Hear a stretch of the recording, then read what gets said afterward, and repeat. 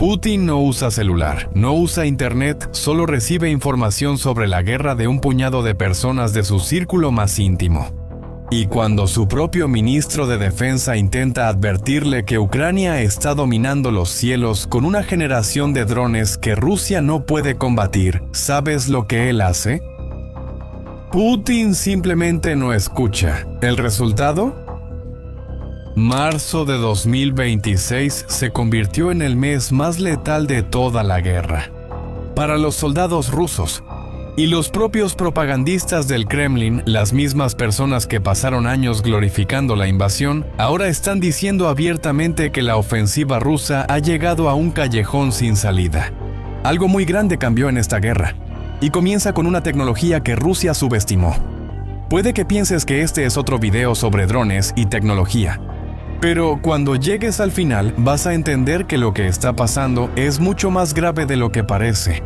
Para entender lo que está pasando ahora, necesitas entender una cosa sobre la guerra de drones en Ucrania. Desde el inicio del conflicto, Ucrania dominó dos extremos. A corta distancia, los drones de visión en primera persona crearon zonas de muerte de hasta 20 kilómetros en la línea del frente. Cualquier vehículo, cualquier soldado que entra en esa franja se convierte en objetivo. A larga distancia, los drones viajan más de 300 kilómetros para atacar refinerías, bases e infraestructura dentro de la propia Rusia. Pero había un agujero en medio. La retaguardia rusa, la franja entre 20 y 300 kilómetros de la línea del frente. Era donde Rusia escondía sus depósitos de municiones, centros de mando, talleres de reparación y rutas de abastecimiento. Era el corazón logístico que alimentaba toda la ofensiva. Imagina un depósito de municiones ruso, escondido en un bosque a 100 kilómetros del frente, lleno de proyectiles que alimentarían semanas de bombardeo. Un dron ucraniano llega silenciosamente, sin que nadie se dé cuenta, y en segundos todo se convierte en fuego y humo. La munición que mataría a cientos de ucranianos simplemente deja de existir. Eso es lo que hacen los drones de alcance medio, y Ucrania no podía hacer eso de manera consistente hasta ahora. En 2026, Ucrania cerró esa brecha con una nueva generación de drones de alcance medio. Y los números muestran el tamaño de ese cambio. En enero hubo 41 ataques de alcance medio, en febrero 61. Y en marzo, ese número saltó a 115, casi el triple, en solo 2 meses. Pero no son solo los drones de alcance medio. El comandante en jefe de las Fuerzas Armadas de Ucrania, Oleksandr Syrskyi, reveló que las fuerzas de sistemas no tripulados están realizando 11.000 misiones de combate por día. Solo en marzo se confirmaron más de 151.000 objetivos alcanzados por drones. Un aumento del 50% en comparación con febrero. 143 depósitos e instalaciones logísticas rusas destruidas. 52 puestos de mando eliminados. 20 instalaciones de petróleo, gas y energía en la retaguardia. Todas fuera de operación. Esas cifras son impresionantes. Pero surge una pregunta natural. ¿Cómo logró Ucrania abrir esos corredores aéreos? ¿Rusia no tenía sistemas antiaéreos precisamente para impedir eso? Sí, tenía. Y aquí es donde la historia se pone aún más interesante. Ucrania lanzó una campaña deliberada para cazar y destruir los sistemas de defensa aérea rusos. Específicamente el Pantsir, el principal sistema móvil diseñado para detectar y derribar drones a baja altitud. Cada unidad de este sistema cuesta entre 15 y 20 millones de dólares. Y según la Unidad de Operaciones Especiales Alfa del Servicio de Seguridad Ucraniano, pilotos de élite lograron neutralizar aproximadamente la mitad de los Pantsir que Rusia tenía en funcionamiento entre 2025 y el inicio de 2026. Solo en marzo de 2026, 274 sistemas de defensa aérea rusos fueron alcanzados. Analistas de defensa llamaron a esto un cambio fundamental en la dinámica del conflicto. Sin los Pantsir protegiendo la retaguardia, los drones ucranianos empezaron a volar con una libertad que antes no tenían. y Rusia no puede reponer esos sistemas a la velocidad en que están siendo destruidos. Pero mientras Ucrania abría los cielos para sus drones, Rusia perdió algo que ni siquiera esperaba perder.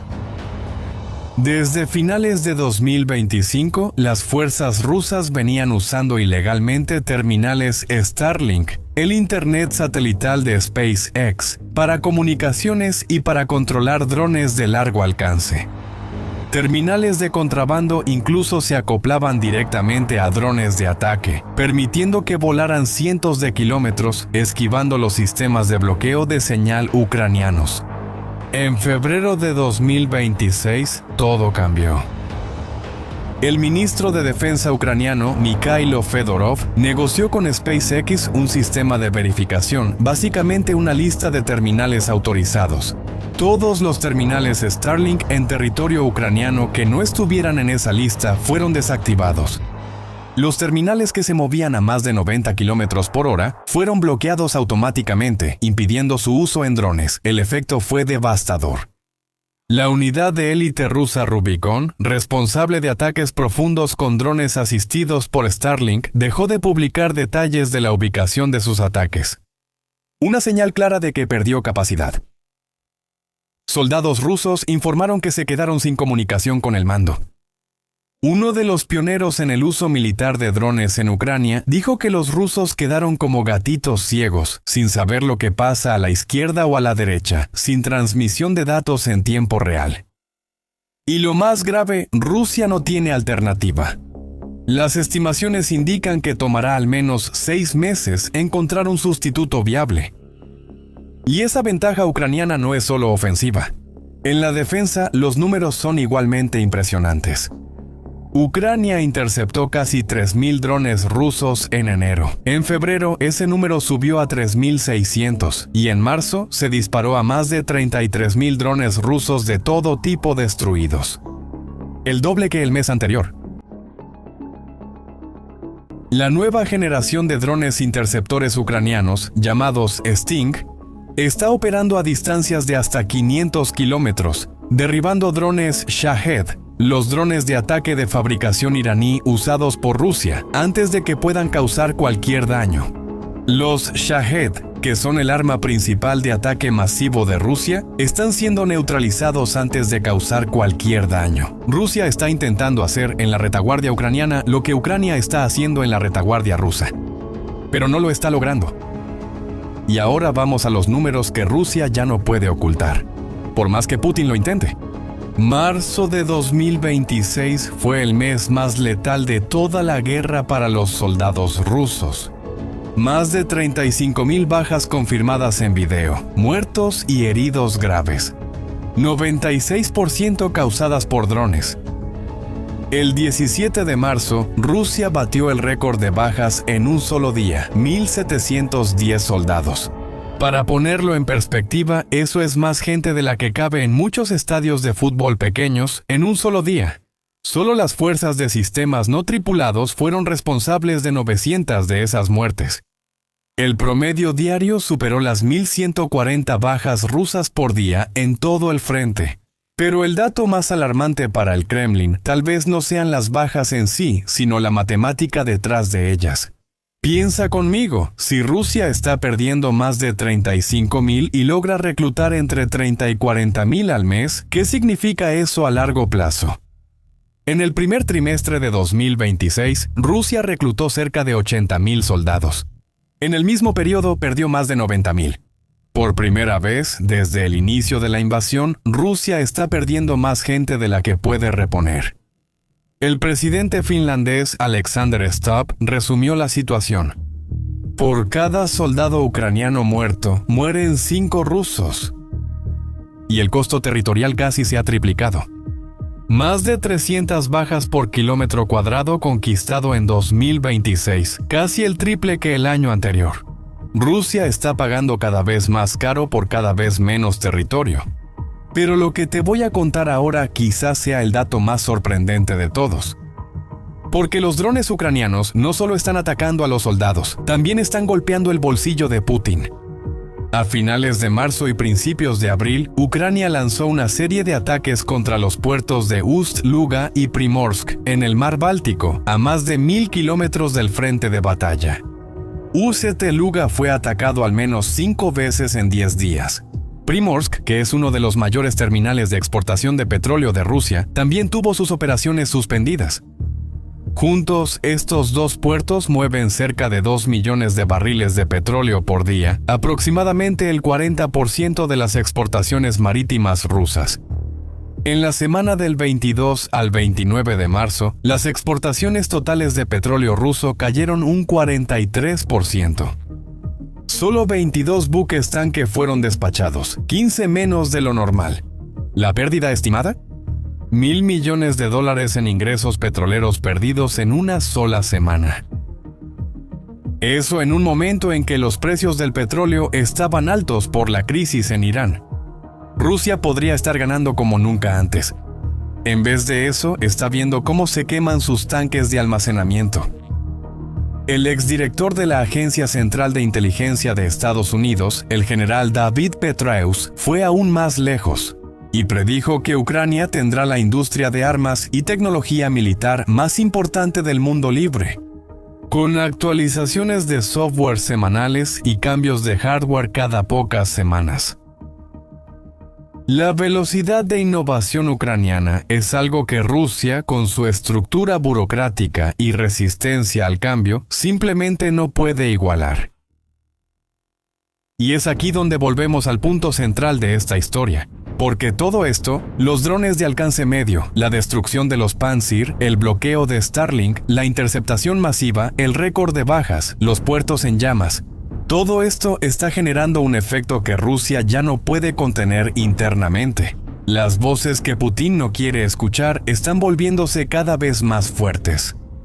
El ministro de Defensa, Andrei Belousov, el hombre que Putin eligió personalmente para modernizar las Fuerzas Armadas rusas, según relatos que circulan dentro de la alta cúpula rusa, le reportó al presidente que la situación de los drones es crítica, que Ucrania tiene superioridad tecnológica y numérica, que los nuevos drones ucranianos operan las 24 horas del día, son prácticamente inaudibles hasta el momento del impacto y que Rusia está muy poco preparada para combatirlos. Es el propio ministro de Defensa diciendo que Rusia está perdiendo la guerra tecnológica, pero Belousov no es el único. Rybar, uno de los blogueros militares más influyentes de Rusia, con más de 1 millón de seguidores en Telegram, está diciendo abiertamente que la ofensiva rusa es un callejón sin salida. Alexei Chadayev, quien dirige el centro Ushkuinik, uno de los principales centros de desarrollo de drones de Rusia, dejó de elogiar a Putin para criticar la propia estructura de la sociedad rusa. Según él, Rusia construyó un feudalismo, un sistema donde quienes están en el poder controlan todo de arriba hacia abajo, y quienes están abajo no tienen espacio para crear o innovar. Y eso impide que el país siga el ritmo de los avances tecnológicos ucranianos. Otros blogueros militares acusan a los generales rusos en el frente de ocultarle la realidad a Putin para que el presidente siga navegando en su mar de ilusión. Y ese es el detalle que hace que todo sea aún más peligroso. Estas personas no están en contra de la guerra, son propagandistas que viven de la guerra. Lo que están diciendo es que la forma en que Putin conduce esta guerra es un fracaso. Y cuando tus propios propagandistas empiezan a decir que estás perdiendo, el problema es mucho mayor que cualquier enemigo externo. Y mientras todas esas voces intentan alertar a Putin, ¿qué hace él? A finales de marzo, el mismo mes en que Rusia rompió todos los récords de bajas, Putin le dio a Ucrania un ultimátum de 2 meses para salir del Donbass. La amenaza implícita era que Rusia atacaría y ganaría. ¿Y quieres saber cómo? La ofensiva de primavera que Rusia lanzó en marzo no produjo ganancias reales. En las últimas semanas de ese mes, Rusia de hecho perdió territorio. Y mientras Putin hacía amenazas, sus puertos ardían, sus soldados morían en una proporción de 5-1 y su propio ministro de Defensa calificaba la situación como crítica. La realidad es esta. Ucrania ha construido una ventaja tecnológica que se hace sentir en todas las dimensiones al mismo tiempo. en el frente, en la retaguardia, en la defensa aérea y en la economía rusa. Y Rusia lo sabe. Belousov lo sabe. Rybar lo sabe. Los propagandistas lo saben. Los generales lo saben. El único que parece no saber o que se niega a aceptarlo es Putin. Al principio de este video dije que esta historia era mucho más grave de lo que parecía. Y ahora entiendes por qué. No se trata de drones. Se trata de lo que pasa cuando el hombre más poderoso de un país se encierra en una burbuja y se niega a escuchar a nadie de su entorno. Los drones son la consecuencia. La causa es Putin. Y la gran pregunta que nadie en Rusia puede responder es, ¿cuánto tiempo más puede mantener esa negación antes de que la realidad se vuelva imposible de ignorar? Ahora quiero saber qué piensas. ¿Crees que la ventaja tecnológica de Ucrania en drones es suficiente para cambiar el resultado final de esta guerra? ¿O Rusia todavía puede encontrar una respuesta? Deja tu opinión en los comentarios. Si este video te dio una perspectiva que no tenías antes, compártelo con alguien que también sigue este conflicto. Y si aún no te has suscrito al canal, suscríbete para no perderte los próximos análisis. Nos vemos en el próximo video.